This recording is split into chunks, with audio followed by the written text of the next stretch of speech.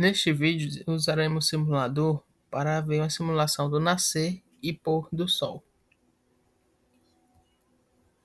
Aqui no Stellarium, a gente vai selecionar nossa cidade, que no caso é Maraguape, certo? A gente vai rotacionar para direção leste.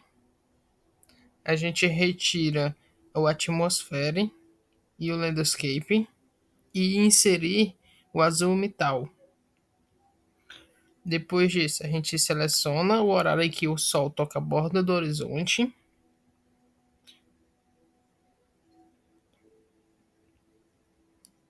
E depois a gente avance os dias no cursor da data, sem mudar a hora, né? Dessa forma a gente vai observar que o Sol faz ao longo dos dias na mesma hora.